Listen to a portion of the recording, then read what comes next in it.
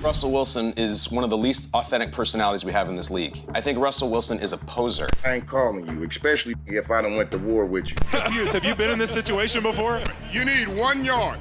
Run the ball! So I don't think it's a hot take to say that the Denver Broncos are a colossal mess after going all in on Russell Wilson this past offseason, in an offseason that I actually thought would result in them playing phenomenal football during the regular season and their division, the AFC West, being probably the most exciting division to watch in football. They're currently only 2-4 and on a 3-game losing streak. And it's getting worse and worse, man. You have Russell Wilson's teammates coming out and speaking out about him. You have people that want Nathaniel Hackett out as the head coach. And probably the worst of all, Russell Wilson doesn't say let's ride anymore. Thank you guys. Yep. So before we get to the content, man, we're giving away $100 at the end of each and every week to a subscriber that turns on our notifications on this channel. Now that we get all of that out of the way, work!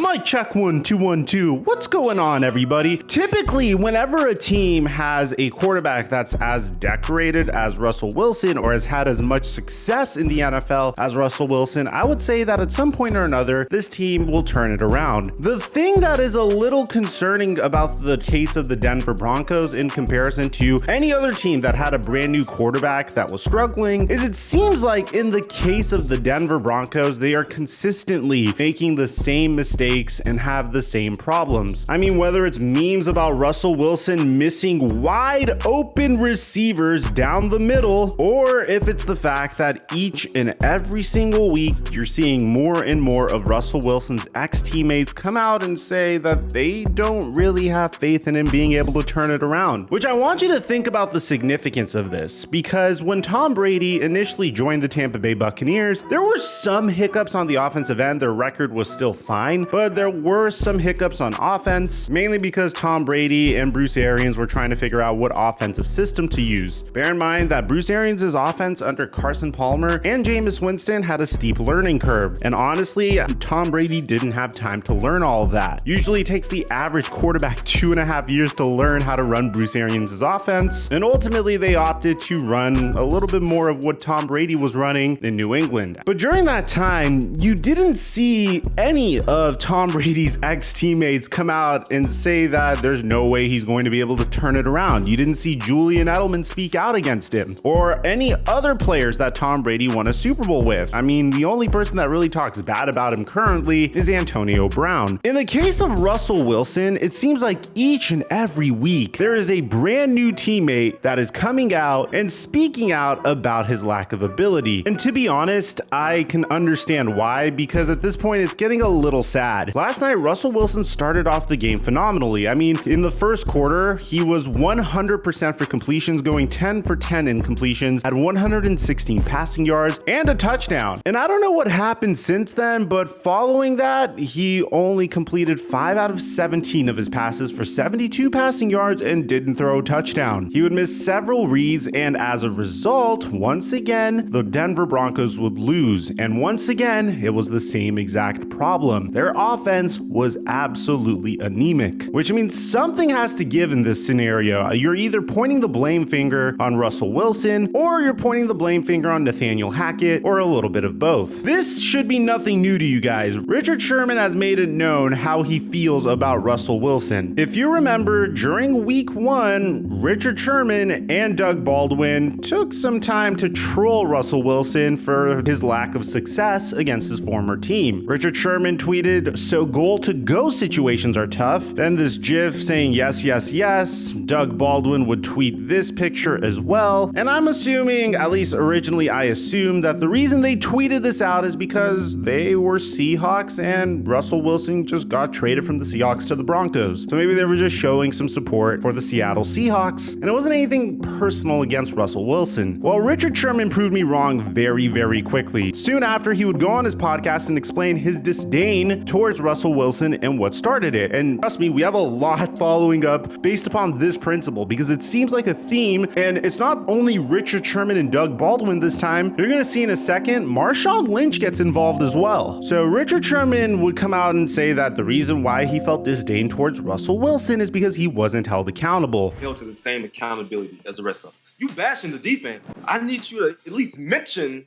his name in the team meme room. But there wasn't enough years difference for the accountability thing to be like that. Well, he was young. It's like, well, he was a year younger than us.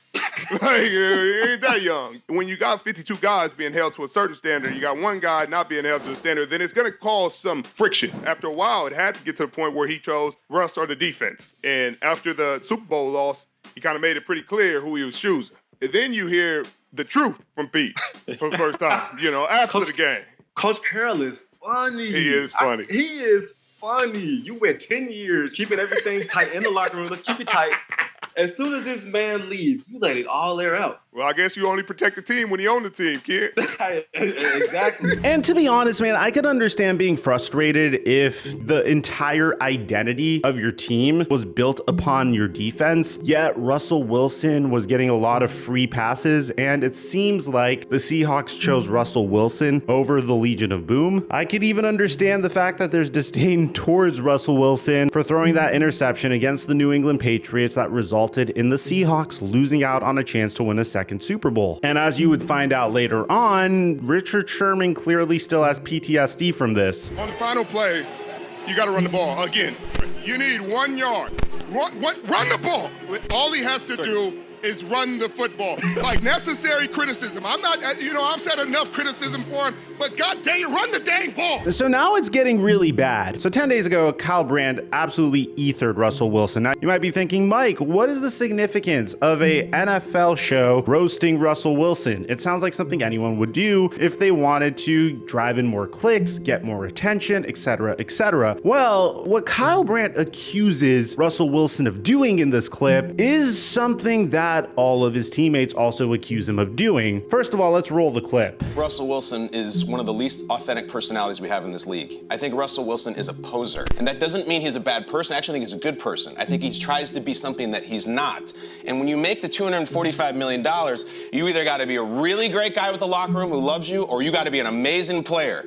Russell Wilson, first of all, the NFL, the Broncos fan base has no history with him. They have no allegiance to him. This is not a Seahawks thing that they drafted him, they grew up with him, he's their guy. None of that. The NFL honors. I work the red carpet. Russell Wilson shows up with his sunglasses and his wife, and I think they think they're Jay-Z and Beyonce, and they will literally put their hand up and say, no, we're not talking. Why? So Russell Wilson would show up to an award show and would act like he's some super Hollywood superstar celebrity of some sort, and this rubbed Kyle Brandt the wrong way, and as a result, he thinks he's a poser. Now, the reason why this is significant is you have his ex-teammates. These aren't just any teammates. This is not like Greg Jennings going after Aaron Rodgers and calling him toxic. These are two significant teammates during his Super Bowl run. Marshawn Lynch and once again, Richard Sherman got onto a podcast and discussed how they need to go to Russell Wilson's manager in order to get a hold of him. They don't have Russell Wilson's personal number. Look at this. Man, I want to reach out to dog, bro, because reach out to it. It ain't manager. It ain't, man. Come on. If I can't call you direct, then I ain't calling you, especially if I done went to war with you. And believe me, we're not even close to being done yet, guys, because following this, last night, as the Denver Broncos were taking on the Los Angeles Chargers, you had yet another former teammate come after him. And this time it's Golden Tate. Now, I don't think Golden Tate was as aggressive as everyone else. He's just pointing out the obvious. But he said, correct me if I'm wrong, but if Brandon McManus has scored over half of their points this year, scoring 47 of their 91 points, is that normal? To be honest, I don't think that's normal, especially when you consider the sacrifice the Denver Broncos made to bring in Russell Wilson. I don't think you understand how screwed the Broncos are if the Russell Wilson trade doesn't work for them, because you're talking about a team that traded Drew Lock, Shelby Harris, Noah Fant, and a first-round pick and a second-round pick in the next 2 NFL drafts, as well as a 2022 fifth-round pick. And not only did they do that, they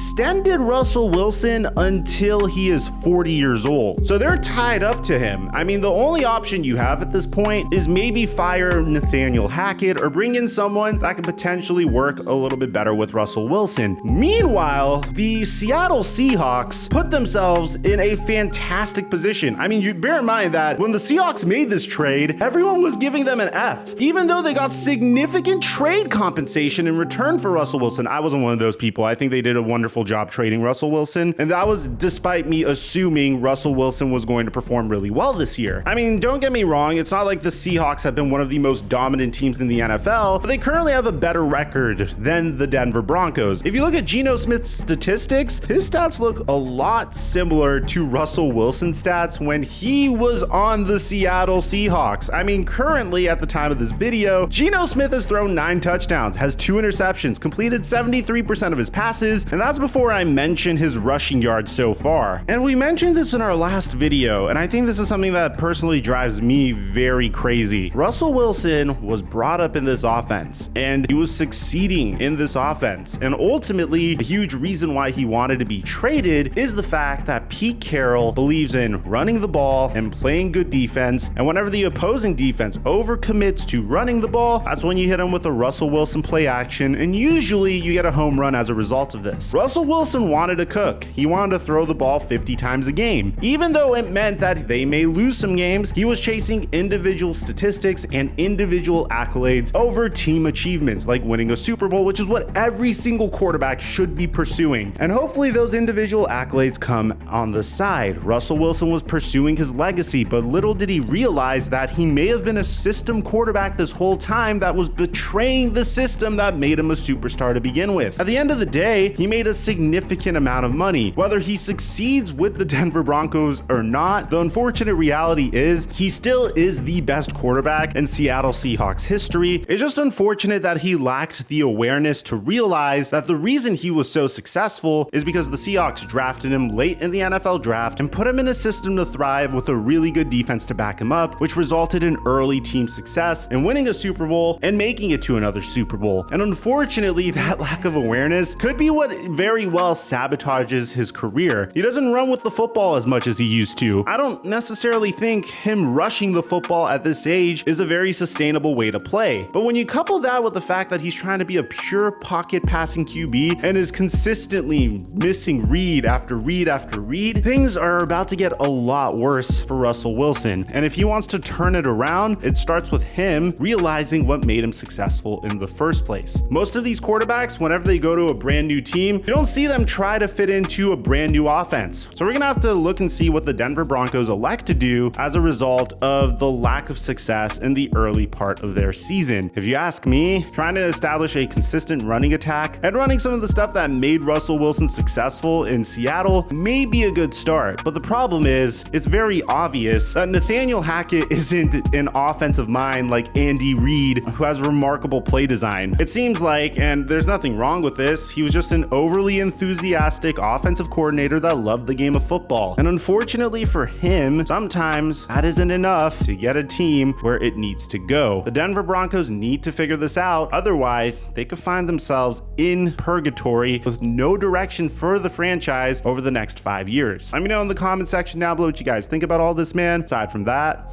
I'm your boy Mike, and I'm dropping our mic until our next upload.